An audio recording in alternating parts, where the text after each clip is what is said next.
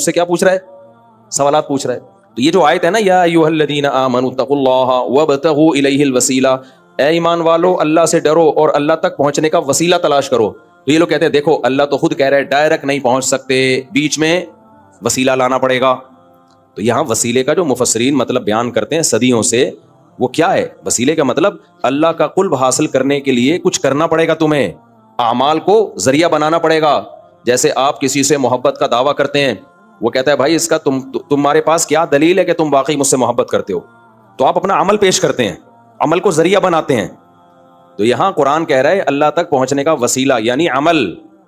تو عمل کا وسیلہ تو جائز ہے بھائی، بلکہ آگے قرآن کیا کہہ رہا ہے؟ وجاہدوا فی سبیلہ، اللہ کے راستے میں جہاد کرو. تو یہ جہاد ہے وسیلہ. سمجھ میں آ رہی بات؟ جیسے ہم اللہ سے دعا مانگتے ہیں، یہ دعا بھی ایک عمل ہے نا اللہ تک پہنچنے کا، تو یہ دعا بھی ایک وسیلہ ہے. اب کوئی یہ کہے کہ دعا کو اللہ اور بندے کے درمیان وسیلہ کیوں بنا رہے ہو؟ بھائی یہ وسیلہ اور ہے اور آپ جس وسیلے کی بات کرتے ہو وہ اور ہے. دعا تو ڈائریکٹ آپ کو اللہ تک پہنچا دیتی ہے، اس میں کسی اور چیز کا وسیلہ نہیں ہوتا، اس لیے دعا کو وسیلہ کہا گیا ہے. تو اعمال آپ کو ڈائریکٹ اللہ تک پہنچا دیتے ہیں. نماز آپ کو ڈائریکٹ اللہ تک پہنچاتی ہے، جہاد آپ کو ڈائریکٹ اللہ تک پہنچاتا ہے، تہجد آپ کو ڈائریکٹ اللہ تک. تو یہ جو قرآن میں ہے نا اللہ کی طرف وسیلہ تلاش کرو، اس سے مراد ہے نیک عمل کرو. سمجھتے ہو کہ نہیں سمجھتے؟ جس کے مزاج میں شرک ہوگا اس کو صرف اللہ کا نعرہ پسند نہیں ہوگا. صرف یا اللہ مدد کہیں لکھا ہوا ہو نا، اس کو ایک دم کہے وہابڑا. کیا ہے وہابڑے کہیں کے؟ یہ تو نبی کا تذکرہ ہی نہیں کرتے. اور بھائی کس نے کہا ہم نبی کا تذکرہ نہیں کرتے؟ ہم نبی کا تذکرہ کرتے ہیں اس طرح سے جس طرح نبی نے حکم دیا. وہ کیسے حکم دیا؟ یا ایھا الذین آمنوا صلوا علیہ وسلموا تسلیما. تو نبی کا تذکرہ کیسے کرنا ہے؟ نبی پر درود بھیج کے، نبی سے مانگ کے تھوڑی کرنا ہے. قرآن نے بھی ہمیں بتایا کہ نبی کا تذکرہ کیسے ہوگا. جیسے قرآن کی آیت پڑھی، خود نبی نے بھی بتایا کہ میرا تذکرہ کیسے ہوگا. فرمایا جو مجھ پر ایک دفعہ درود بھیجتا ہے اللہ اس پر 10 رحمتیں نازل کرتے ہیں. تو اس طرح سے نبی کا تذکرہ ہوگا. آپ جس طرح سے تذکرہ کر رہے ہیں کہ نبی کو اللہ کے ساتھ شریک کر دیں مانگنے میں، جیسے اللہ سے مانگنا ہے ایسے نبی سے مانگنا، یہ والا تذکرہ میرے بھائی اللہ کی نظر میں قبول نہیں ہے. تو یہ آیت بہت زبردست آیت ہے.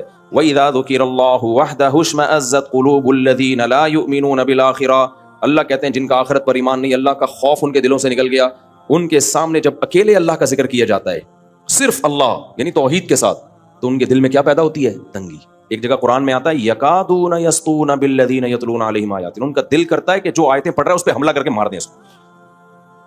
وہ ایک بدعتی مولوی صاحب تقریر کر رہے تھے، وہ کہہ رہے تھے یہ کیا جانے وہابڑے. ہمارا نام وہابی کے کی سپرلیٹو کر دیا وہابڑا. کہتے ہیں یہ کیا جانے وہابڑے کہ نیاز کی بوٹی میں کتنی طاقت رکھی ہے اللہ نے. یہ وہابڑوں کو کیا پتا، ہم نہیں مانتے نا نیاز ویز کیا ہوتا ہے. بھائی سیدھا سیدھا صدقہ کرو اللہ کی رضا کے لیے، کسی کو بھی دے دو چپکے سے دے دو. یہ ہوتا ہے. یہ کیا حلوے مانڈے مارکیٹ میں چل رہے ہیں. تو وہ اب سر لگا کے تقریر کر رہے تھے. میرے والد صاحب یہ قصہ سنایا کرتے تھے. میرے والد صاحب کی طبیعت میں بڑا مزاح تھا، حالانکہ بڑے روبدار آدمی، لیکن جب آپ ان سے گپ شپ لگاتے تو بڑے طبیعت میں مزاح.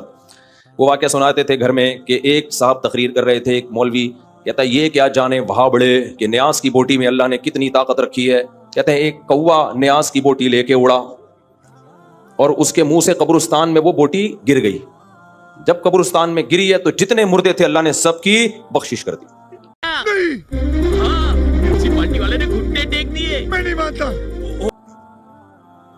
ابھی نا ایک دن افطاری پہ 4-5 دن پہلے ایک صاحب مجھ سے ملے، بڑے مل رہے تھے. یہ وہ کہنے لگے بھائی میں گرین چینل ہوں، میں آپ کو نہیں مانتا لیکن ہر بار آپ کے بیان سنتا ہوں. میں نے کہا چلو یار چینل والے چھوڑو، ابھی پکوڑے کھاؤ کیا تم.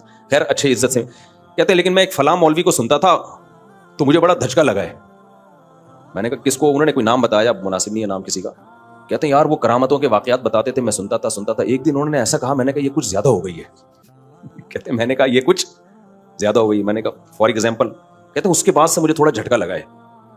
لیکن ہیں وہ اسی چینل میں، مطلب ان کا کسی خاص مولوی سے بدگمان ہو گئے وہ. میں نے کہا کیا کہہ رہے؟ وہ بتا رہے ہیں کہ بھائی غوث اعظم کا دھوبی جب قبر میں گیا تو دھوبی سے فرشتوں نے آ کے سوال پوچھا. اب میں نے تو جو ان کے منہ سے سنا شاید الفاظ آگے پیچھے کر لوں. تو دھوبی نے جب ان سے آ کے سوال پوچھا من ربک، اور جو پوچھتے ہیں نا قبر میں، تو انہوں نے کہا تجھے پتہ نہیں ہے میں غوث اعظم کا دھوبی ہوں. یعنی تجھے کس سے پوچھ رہا ہے بھائی؟ تو کس قسم کی باتیں کر رہا ہے؟ تو فرشتہ بھی حیران، اب یہ تو جواب ہی نہیں دے رہا. اور جواب ریفرنس کس کا دے رہا ہے؟ بھائی میں غوث اعظم کا دھوبی ہوں. تو پھر پوچھا غوث اعظم کو کال ملائی ہوگی یا کیا کیا ہوگا بھائی آپ کا بندہ ہے. تو انہوں نے کہا وہ تجھے شرم نہیں آتی؟ میرا بندہ. آپ کون؟ کہاں لگایا فون؟ آپ کا کیا نام ہے؟ ہم سے کیا کام ہے؟ آپ کے پاس نمبر آیا کیسے؟ ये सागर में मेरे हम जैसे जैसा फोन लगाया आपने, ऐसा फोन नहीं लगाया मेरे बाप ने। आया हुआ है, तू उससे क्या पूछ रहा है, सवालात पूछ रहा है। तो जो मेरे साथ इफ्तारी में पकोड़े खा रहे थे उन्होंने कहा कि मैंने कहा यार ये थोड़ी क्या हो गई है भाई, ज्यादा हो गई भाई साहब, कुछ ज्यादा नहीं हो गया ये? मतलब कुछ भी।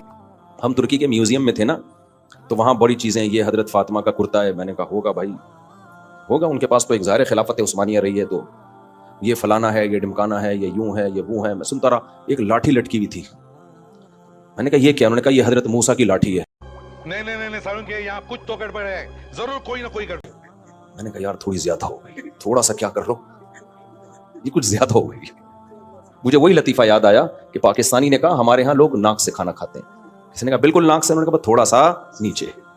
तो मुझे ख्याल हुआ ये लाठी हजरत मूसा की, तो मैंने कहा थोड़ा सा कम कर लो, कुछ और कह तो इमाम अबू हनीफा की लाठी है, इमाम शाफी की लाठी है, इमाम बुखारी की, तो कुछ समझ में आ जाएगा। ठहर, ये थोड़ा सा क्या हो गई ज्यादा हो गई। अच्छा, मजे की बात इसमें ये है कि जब मुझे तारुफ करवाया गया ना हजरत मूसा की लाठी, मैं सब चीजें कह रहा था, अच्छा माशाल्लाह ये फलाने का है, ये फलां का है, वेल डन। जब उन्होंने कहा ना हजरत मूसा की लाठी है, तो मैंने जिस स्टाइल से कहा ना ये थोड़ी ज्यादा नहीं हो गई, तो वो जो मेरे साथ बंदा था ना वो जोर से कहका लगा के हंसा है।